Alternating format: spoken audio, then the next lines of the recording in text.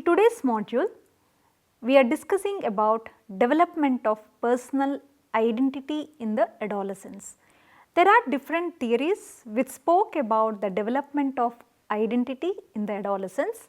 The objectives of this module are Erikson's stage of identity versus role confusion, Marcia's ego identity statuses, and Rosenberg's model of identity. So, the development of a strong and stable sense of self is very important and one of the central tasks of adolescence. So, despite the fact that identity development occurs throughout the lifetime, it is not just confined to adolescence, but adolescent period is the first time that individuals begin to think about how our identity may affect our lives. During the adolescence, we are more self-conscious about our changing identities than at any other stage in our life. Let us understand what is this identity. Our identities are not just our own creation. These identities grow in response to both internal and external factors. To some extent, each of us chooses an identity, but identities are also formed by environmental forces which are out of our control. So, this concept of identity is very dynamic and complex and changes over time. When we refer to identity, we can also say self-identity and social identity. What is this self-identity? It refers to how we define ourselves. This forms the base of our own self-esteem. In adolescence, the way we see ourselves changes in response to peers, family, school or college, among many other social environments. Our self-identities shape our perceptions of belonging. Then, what is social identity? It is constructed by others and may differ from self-identity. Generally, people categorize individuals according to socially defined labels. For example, if we have dark skin, we may be labeled black by others, even though you may not have adopted that identity by yourself. A positive self-identity is correlated with positive self-esteem. All identities are not equally valued by society. So, some adolescents may specially need reinforcement in order to construct a positive sense of self. Now, let us see what are the dimensions of identity. Many dimensions of our identity intersect to form our sense of self and they cannot be separated from one another. Visible dimensions of identity of any individual are race, gender, which tend to be more important for individuals since they are very important or significant to the individual in every social context and carry more serious consequences in the society. For example, race may be important in all social interactions or caste may be important in all social interactions, but political identity which is not ordinarily visible may be relevant only for some individuals during the election time. So, about this identity, different theories have given their perspectives as how it is developed in the adolescence. The first theory is about Erikson's theory on identity versus role confusion in psychosocial development. All of you know about Erikson's theory, how the personality is influenced or developed in 8 stages. It is also called as psychosocial development theory or 8 stages of man. But here we are not going to discuss all the 8 stages. That particular stage which influences the development of identity in the adolescence, we are focusing only on this particular stage. So, according to Erikson, people progress through a series of stages as they grow and they change throughout the life. So, during each stage, every individual faces a developmental conflict which has to be resolved to successfully develop the primary virtue of that stage. Erikson was interested in how social interaction and relationships affect development and growth. As the transition from childhood to adulthood, teens may begin to feel confused or insecure about themselves and how they fit into the society. As they seek to establish a sense of self, the teenagers may experiment with different roles, activities and behaviors.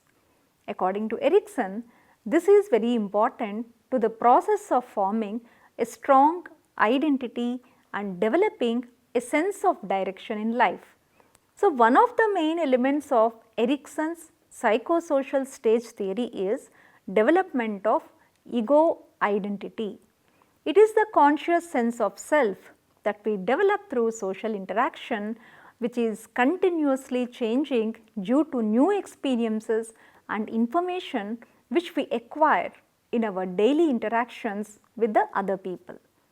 This identity versus role confusion is the fifth stage of ego in psychosocial development theory given by Erik Erikson. This stage occurs during the adolescence between the ages of approximately 12 and 18 years. During this stage, adolescents explore their independence and develop a sense of self. Identity, according to Erikson, identity means a fundamental organizing principle which develops constantly throughout the lifespan. It involves the experiences, relationships, beliefs, values and memories that make up a person's subjective sense of self. This helps create a continuous self-image that remains fairly constant even as new aspects of the self are developed or strengthened over time.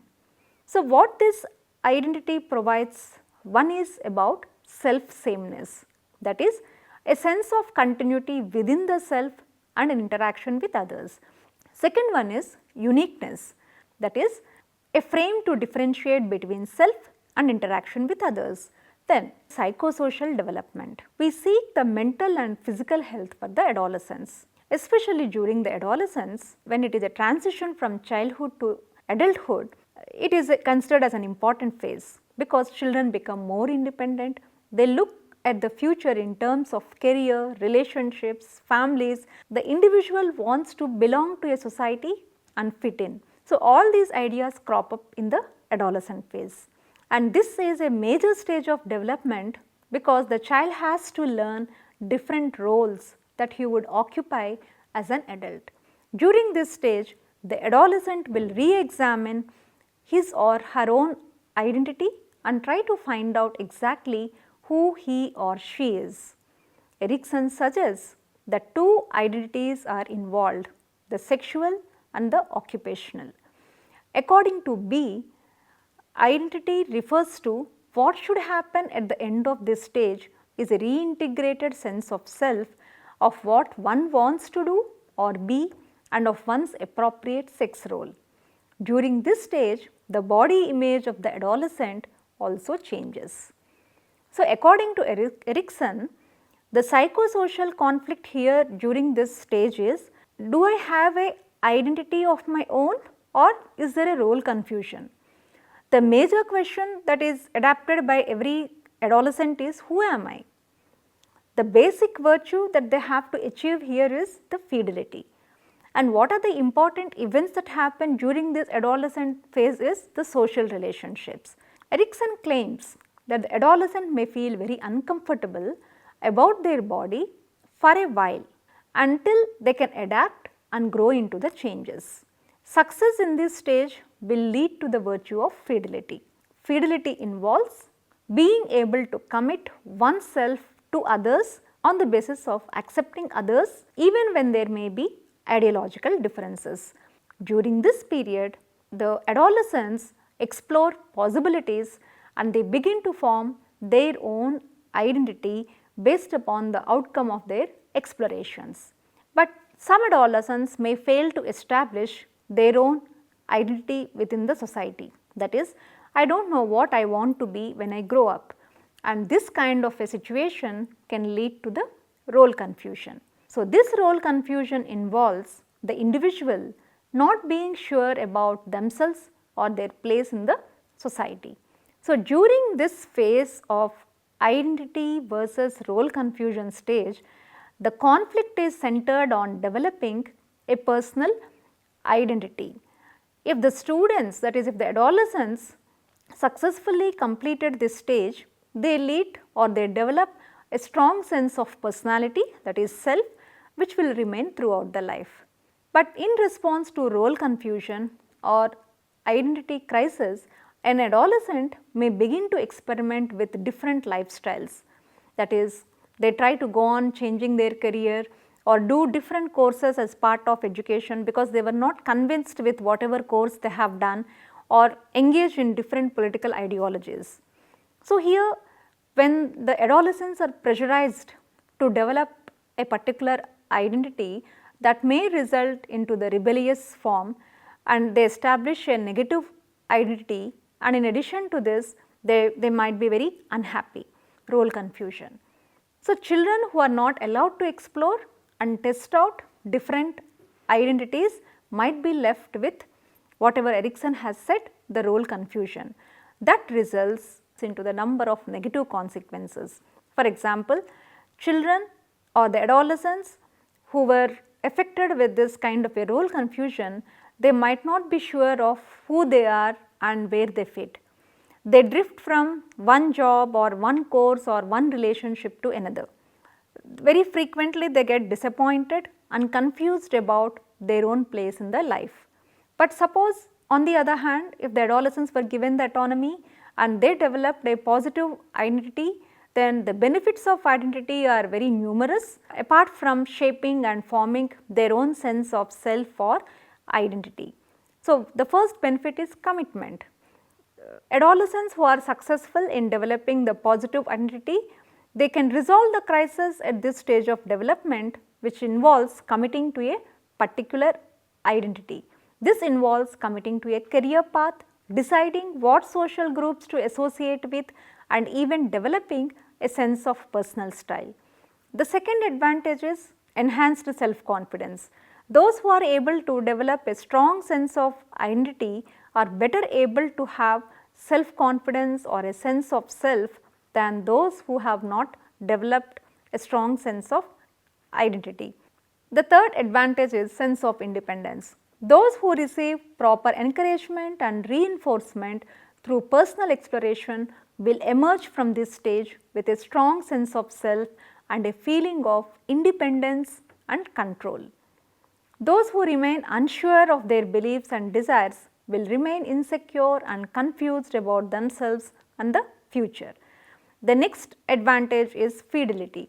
Those who are successful, they develop fidelity, that is a psychological virtue characterized by the ability to relate to others and form genuine relationships. This ability plays an important role in the upcoming stage known as intimacy versus isolation. Now, let us go to the next theory, James Marcia's theory of identity development. During the adolescent phase of development, most people undergo a series of crises with regard to their identity, that is developing their sense of self through trial and error. These crises help people to determine their role in different areas like politics, religion, sexuality, social relationships, occupation and many more.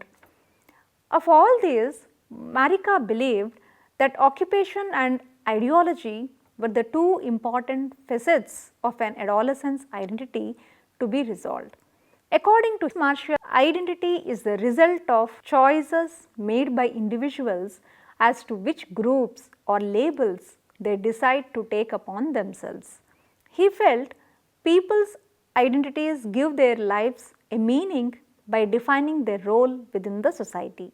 According to him, crisis and commitment are two important factors in people's search for meaning through identity.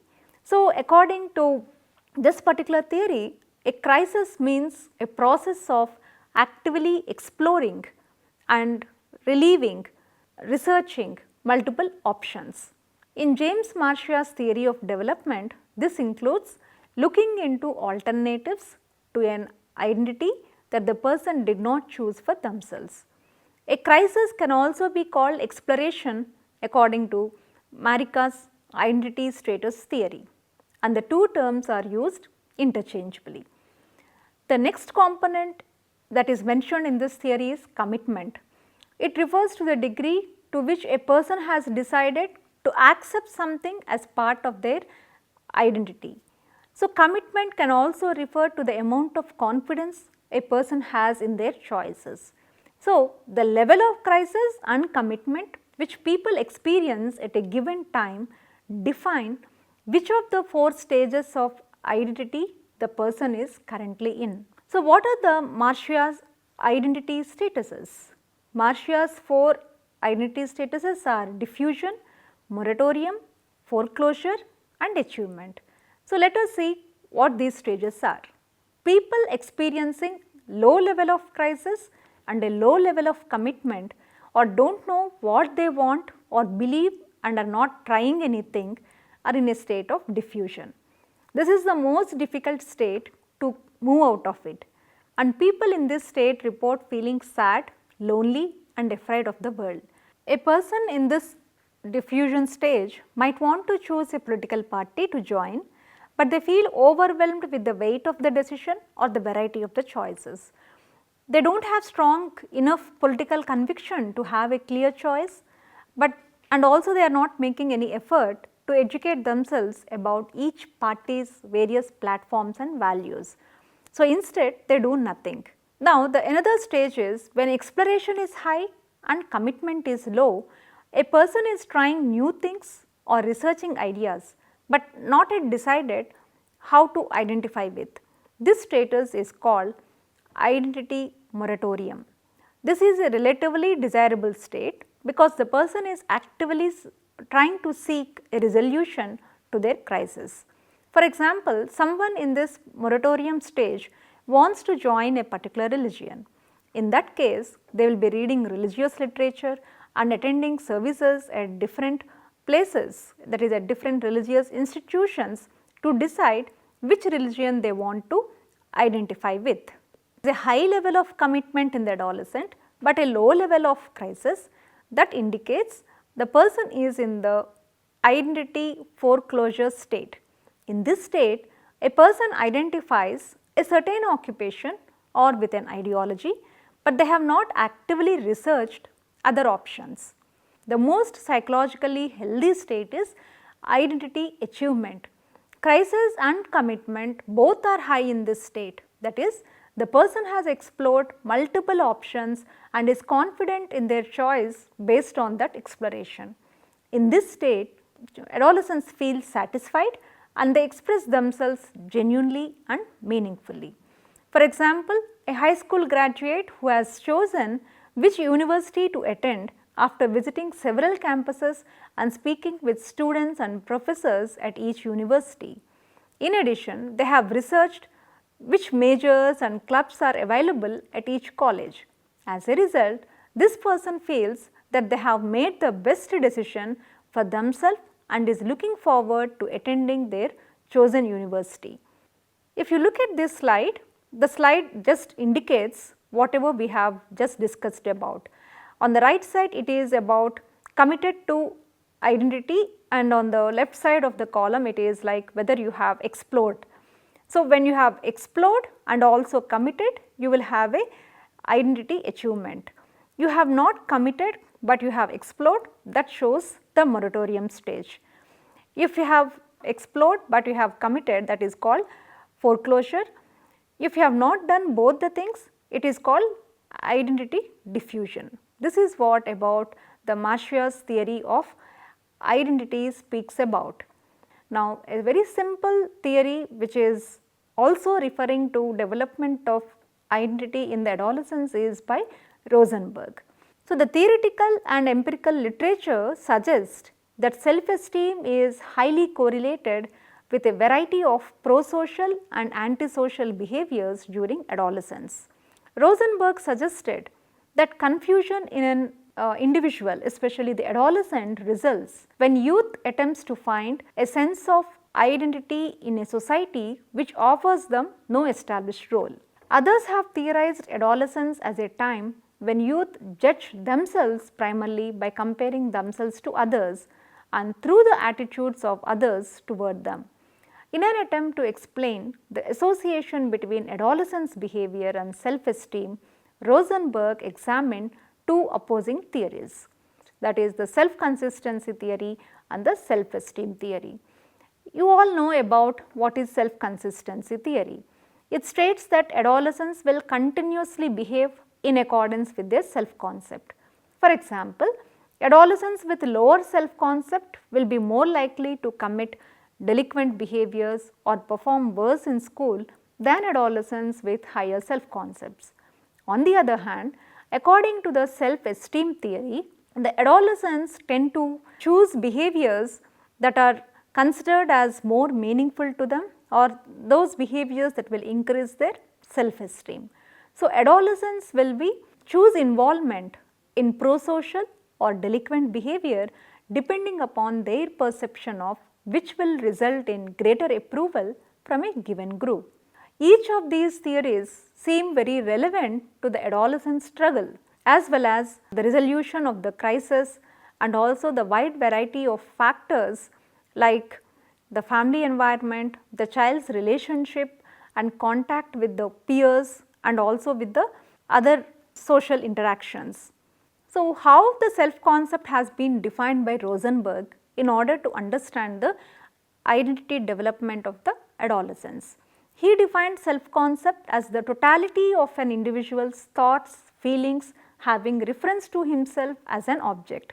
Rosenberg described identity in terms of self-esteem.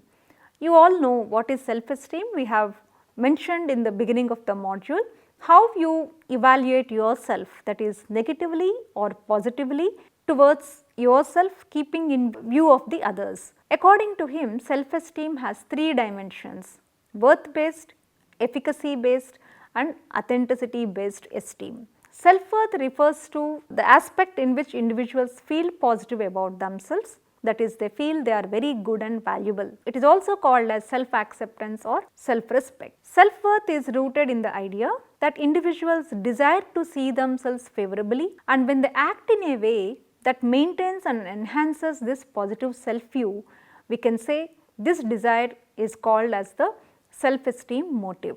There is a second self-motive, the desire for human agency. This has been labeled as the self-efficacy motive or the agency motive. What is self-efficacy? It is the degree to which people perceive that they have the ability to have an effect on the environment. Self-efficacy is an assessment of what they are capable of doing in situations. Efficacy is a general expectation rather than a specific expectation tied to a particular task. This concept is originally given by Albert Bandura. Now, the authenticity or coherence motive, which reflects the individual's strivings for meaning, coherence and understandings about the self. Meaning for which the individual strives takes the form of identities, and some identities reflect more of who one really is when compared with the other identities. So, Victor Gekas argued that the esteem, that is the worth, efficacy and authenticity motives are responsive to different social domains. The self-worth motive is more responsive to the interpersonal domain of face-to-face interaction from dyads, that is from two-member group to the larger groups.